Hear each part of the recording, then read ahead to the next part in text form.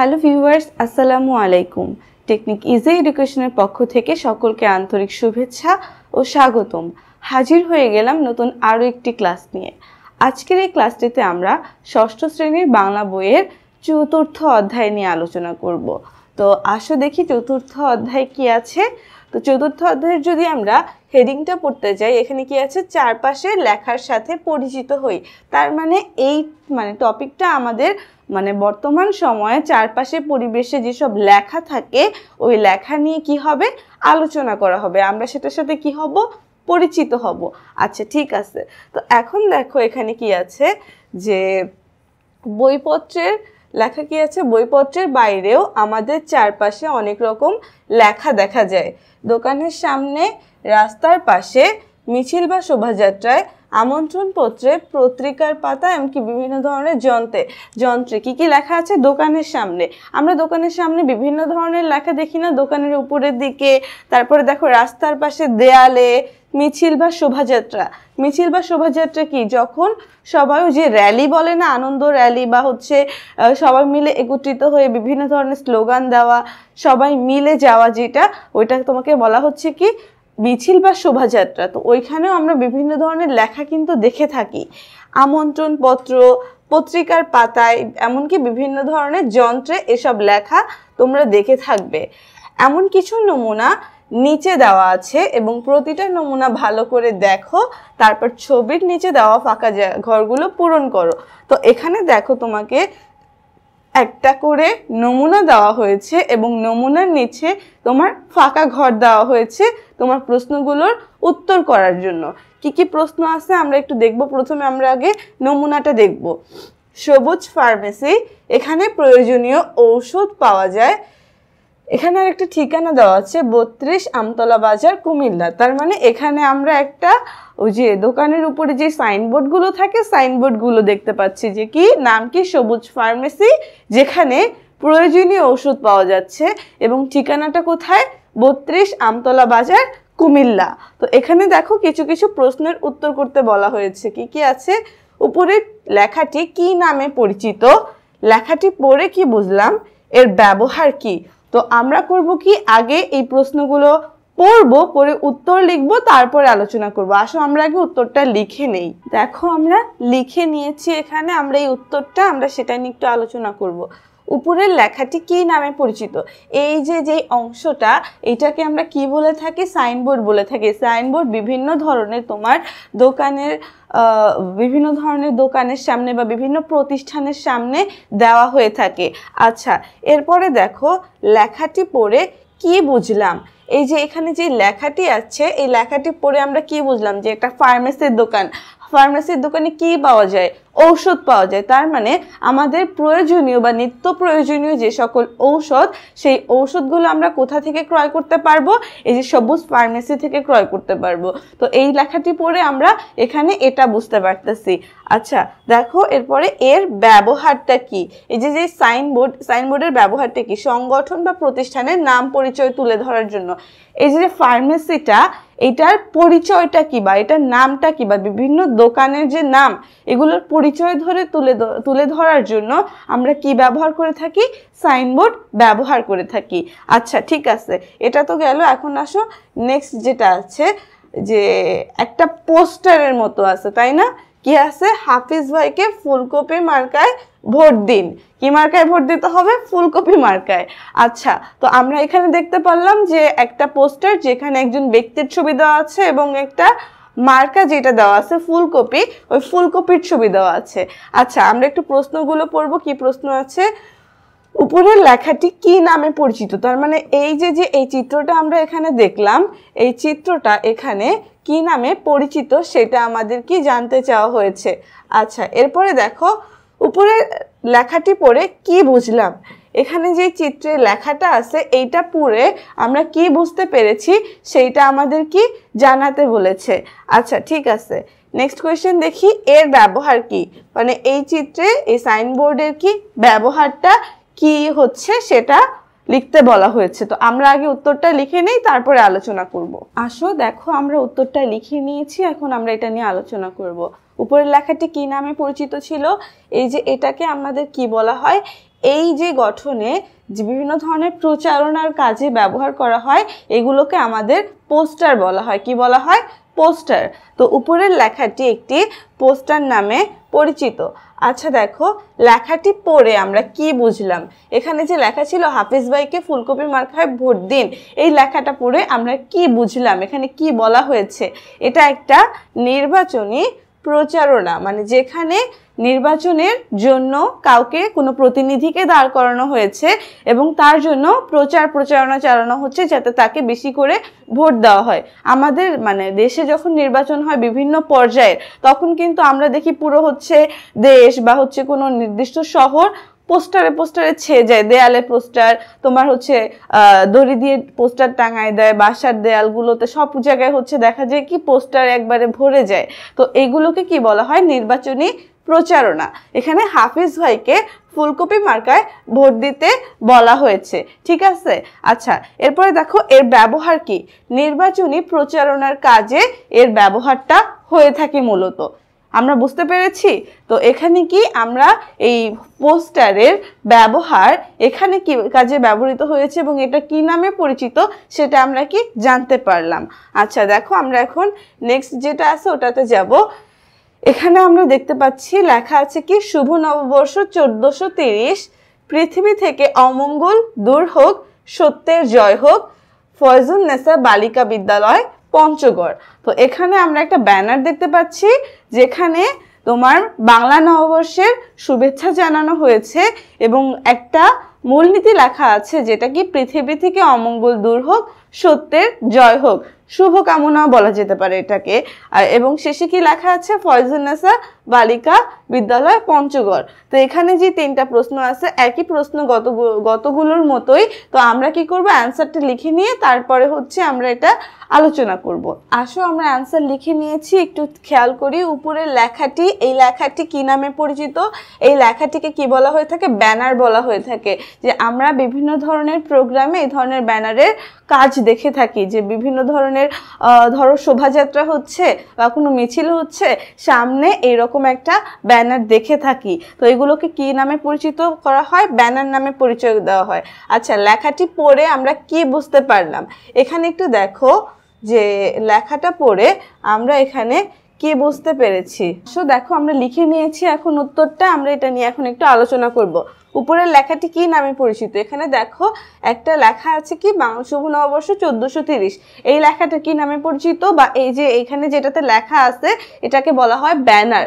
আমরা কিন্তু বিভিন্ন ধরনের প্রোগ্রামে বা অনুষ্ঠানে কি দেখে থাকি? এরকমের ব্যানারের কাজ দেখে থাকি, যেখানে বড় বড় হরফে বা বড় বড় অক্ষরে এই লেখাগুলো লেখা হয়ে থাকে, প্রোগ্রামের মেইন কন্টেন্ট যেটা ওইটা লেখা হয়ে থাকে। আচ্ছা, তো উপরের লেখাটি একটি ব্যানার নামে পরিচিত। লেখাটি পড়ে কি বুঝলাম? ওইখানে ওই লেখাটি পড়ে আমরা কি বুঝলাম? যে বাংলা নববর্ষের শুভেচ্ছা জানানো হয়েছে, নববর্ষের বাংলা নববর্ষ। আচ্ছা, এর ব্যবহার কি? বিভিন্ন শোভাযাত্রার সামনে এর ব্যবহার হয়ে থাকে। ব্যানারের ব্যবহার কোথায় হয়ে থাকে? বিভিন্ন ধরনের শোভাযাত্রার সামনে। আচ্ছা আসো এখন নেক্সটটাতে আসি। এখানে কি আছে দেখো, একটা চিঠির মতো আছে বা কিছু, আমরা পড়ি আগে তারপরে জানার চেষ্টা করব। লেখা আছে কি, সুধী আগামী 4 জুলাই 2023 শুক্রবার জীবনগড়ি গ্রন্থাগারের 3 বছর পূর্তি উপলক্ষে বইমেলা ও আলোচনা অনুষ্ঠানের আয়োজন করা হয়েছে। এই অনুষ্ঠানে প্রধান অতিথি হিসেবে উপস্থিত থাকবেন বিশিষ্ট লেখক ইউসুফ হাসান। অনুষ্ঠানে আপনার উপস্থিতি কামনা করি। সোমা সুলতানা, আহ্বায়ক 3 বছর পূর্তি উদযাপন কমিটি। এবং নিচে কি আছে দেখো, অনুষ্ঠান সূচি বিকাল 4:30 বইমেলার উদ্বোধন হবে, বিকাল 4:30 আলোচনা সভা। স্থান জীবনগড়ি পাঠাগারের সামনের চত্বর, সুবর্ণপুর। তো এখন দেখো এখানে কোনো একটা অনুষ্ঠান মানে গ্রন্থাগারের 3 বছর পূর্তি উপলক্ষে কি একটা প্রোগ্রাম করা হচ্ছে বা একটা বইমেলা করা হচ্ছে, যেখানে কাউকে আমন্ত্রণ জানানো হচ্ছে। যেহেতু আমন্ত্রণ জানানো হচ্ছে তাই আমরা এটাকে কি বলতে পারি? আমন্ত্রণ পত্র বলতে পারি। আচ্ছা ঠিক আছে, তাহলে এখানে আমরা একটা আমন্ত্রণ পত্র পেলাম। এখানে 3টা কোয়েশ্চেন আছে, আমরা অ্যান্সারটা আগে লিখে নিব, তারপরে কি আলোচনা করব। আসো দেখো লিখে নিয়েছি আমরা। উপরের লেখাটি কি নামে পরিচিত? আমরা একটু আগে পড়লাম উপরের লেখাটিকে আমন্ত্রণ পত্র জানানো হয় বা আমন্ত্রণ পত্র হিসেবে কি পরিচয় লাভ করানো হয়। তো উপরের লেখাটি আমন্ত্রণ পত্র নামে পরিচিত। লেখাটি পড়ে আমরা কি বুঝলাম? যে গ্রন্থাগারের 3 বছর পূর্তিতে বইমেলার আমন্ত্রণ জানানো হয়েছে, যে বইমেলার অনুষ্ঠান করা হবে সেখানে কাউকে আমন্ত্রণ জানানো হয়েছে। আচ্ছা, এর ব্যবহার কি? কোনো অনুষ্ঠানে আমন্ত্রণ জানাতে আমরা আমন্ত্রণপত্র ব্যবহার করে থাকি। যে কোনো অনুষ্ঠান, ধরো কোনো বিয়ে শাদীর অনুষ্ঠান বলো, তারপর হচ্ছে তুমি জন্মদিনের অনুষ্ঠানেও কাউকে আমন্ত্রণপত্র জানাতে পারো, বা কোনো ফর্মাল প্রোগ্রাম, যে কোনো প্রোগ্রামে কি কাউকে আমন্ত্রণ জানাতে আমরা আমন্ত্রণ পত্রের ব্যবহার করে থাকি। আচ্ছা দেখো নেক্সটে কি আছে, আমরা এখানে একটা সংবাদের পাতা দেখতে পাচ্ছি, তাই না? আমরা বাসায় পত্রিকা পড়ি না? তো পত্রিকার বিভিন্ন পৃষ্ঠাতে এই ধরনের বিজ্ঞাপন আমরা দেখে থাকি, যে বিভিন্ন প্রোডাক্টের কথা বলা হচ্ছে বা বিভিন্ন প্রোডাক্টের তোমার কি অ্যাডভার্টাইজমেন্ট করা হচ্ছে। তো এখানে দেখো কিছু সংবাদ আছে এবং একটা বিজ্ঞাপন আছে, যেখানে কি লেখা? এখানে লেখা নিউ। আচ্ছা ঠিক আছে, নিমপাতা টুথপেস্ট দাঁতের যত্নে ব্যবহার করুন, সুস্থ মাড়ি, ঝকঝকে দাঁত, সুন্দর হাসি। তার মানে এখানে একটা টুথপেস্টের কি বিজ্ঞাপন দেওয়া হয়েছে। ঠিক আছে, তো আমরা এখানে কি দেখি? খবরের কাগজের মধ্যে টুথপেস্টের ছবিযুক্ত লেখাটি কি নামে পরিচিত? আচ্ছা, এটা কি নামে পরিচিত সেটা লিখতে হবে। লেখাটি পড়ে কি বুঝলাম এবং এর ব্যবহার কি? আচ্ছা ঠিক আছে, তাহলে আমরা এই উত্তরটা লিখে নেই, তারপরে কি আপনাদের সাথে আলোচনা করছি। আসলে দেখো লিখে নিয়েছি, খবরের কাগজ বা টুথপেস্টের ছবিগুলো লেখাটি কি নামে পরিচিত? পত্রিকার বিজ্ঞাপন বা বিজ্ঞাপন নামে পরিচিত। এই যে এখানে দেখো একটা টুথপেস্টের বিজ্ঞাপন দেওয়া হচ্ছে, বা এটা যাতে মানুষ ব্যবহার করে তার জন্য উৎসাহ দেওয়া হচ্ছে বা প্রচারণা চালানো হচ্ছে, তাই এটাকে কি বলা হয়? বিজ্ঞাপন বলা হয়। বিজ্ঞাপন নির্দিষ্ট পণ্যের করা হয়ে থাকে। আচ্ছা ঠিক আছে, লেখাটি পড়ে কি বুঝলাম? নিমপাতা টুথপেস্ট ব্যবহার করা ভালো। এই লেখাটি পড়ে আমরা এটা বুঝলাম যে নিমপাতার যে টুথপেস্ট, এটা যদি ব্যবহার করি তাহলে দাঁত সুন্দর হবে, ঝকঝকে দাঁত হবে, সুস্থ মাড়ি হবে। তো সবাই নিমপাতা ব্যবহার করবে না, আমিও একটু বিজ্ঞাপন করে দিলাম এটার। আচ্ছা, এর ব্যবহার কি?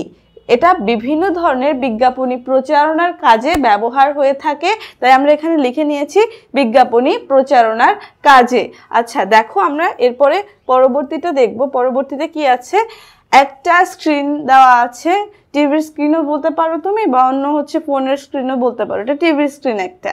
তো এখানে লাইভ বা হচ্ছে তোমার লাইভ সংবাদ প্রচারণা হচ্ছে 7:30 বাজে। ব্রেকিং নিউজ হচ্ছে কি?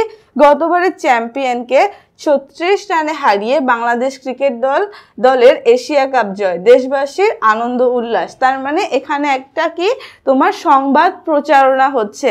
তো এইটাকে আমাদের কি বলা হয়? আমার এখানে দেখো প্রশ্নগুলো একটু খেয়াল করবে। উপরের টেলিভিশনের নিচের দিকে লেখাটি কি নামে পরিচিত? এই যে লেখাটি হচ্ছে, এইটাকে কি বলা হয়ে থাকে সেটা জানতে চাওয়া হয়েছে। লেখাটি পড়ে কি বুঝলাম? লেখাটি পড়ে আমরা কি বুঝলাম? যে এখানে একটা সংবাদ প্রচারণা হয়েছে যে কি বাংলাদেশ ক্রিকেট দল এশিয়া কাপ জিতে নিয়েছে। ঠিক আছে, এর ব্যবহারটা কি? আমরা এটা লিখবো, তারপরে কি আলোচনা করব। আসো দেখো এখানে লিখে নিয়েছি, উপরের টেলিভিশনে এই যে নিচের দিকে লেখাগুলো হয়ে থাকে, এটাকে কি বলা হয়? এটাকে সাধারণত টিভির সংবাদ বলা হয় বা স্ক্রল বলা হয়।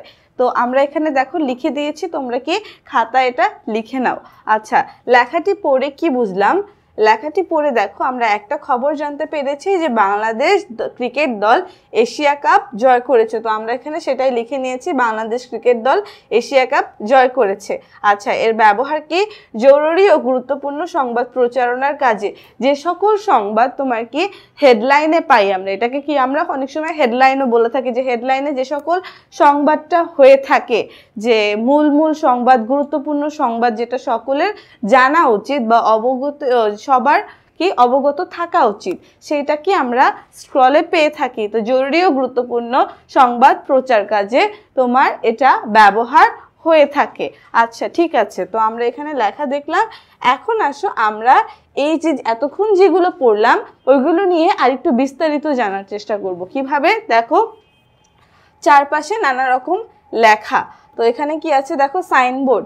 কোনো প্রতিষ্ঠানের সংস্থা বা সংগঠন দোকানপাটের নাম পরিচয় তুলে ধরে যেখানে তাকে বলা হয় কি সাইনবোর্ড বলা হয়।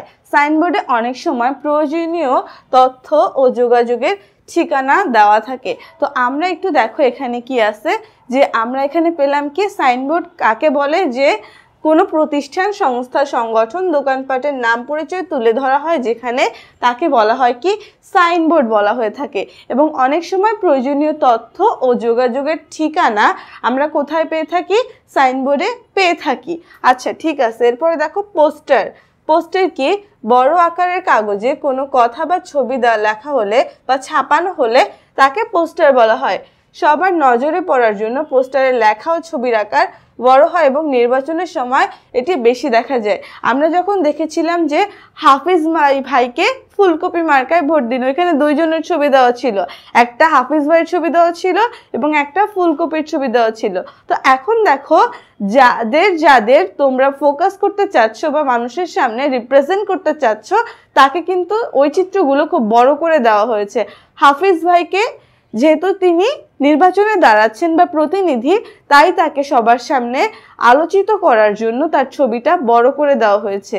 এবং কি ফুলকপি মার্কা, তিনি যেই মার্কায় কি দাঁড়িয়েছেন সেটাও কি বড় করে দেওয়া হয়েছে।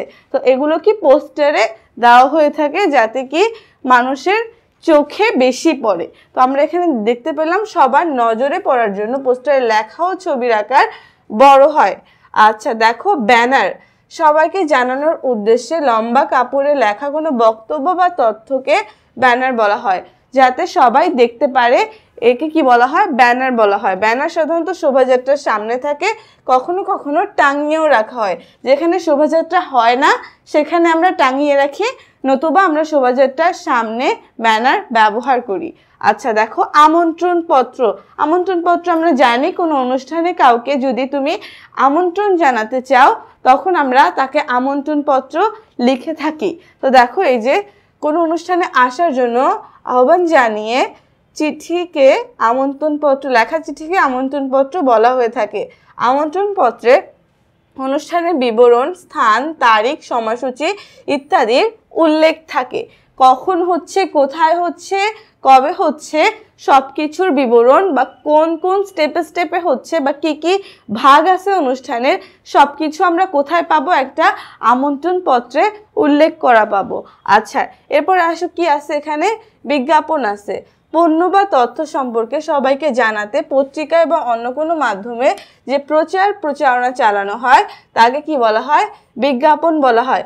বিজ্ঞাপন লিখে বা ছেপে প্রকাশ করা যায়, আবার অডিও ভিডিওর মাধ্যমে শোনা বা দেখার সুযোগ থাকে। তো আমরা যেগুলো পত্রিকায় পাই, পত্রিকায় কিন্তু সাধারণত আমাদের কি মানে যেটা হচ্ছে খবরের কাগজটা যেটা আমাদের হাতে আসে ওখানে কিন্তু অডিও ভিডিওর কোনো ব্যবস্থা নেই, তো আমরা ওখানে লেখা পেয়ে থাকি। কিন্তু যখন আমরা কি বিভিন্ন টিভিতে বা ধরো ফোন দেখতেছি, ইউটিউবে দেখার সময় বিভিন্ন ধরনের বিজ্ঞাপন আসে না, বা ধরো তুমি একটা প্রোগ্রাম দেখছো টিভিতে, 5 মিনিট পর পর কি দিচ্ছে, বিরতি দিচ্ছে, ওই বিরতির সময় বিভিন্ন পণ্যের কি বিজ্ঞাপন করা হয়। তো এই বিজ্ঞাপন যাতে করা হয় যাতে মানুষ ওইটা বেশি বেশি কিনে, ওইটা একটা প্রচারণা চালানো।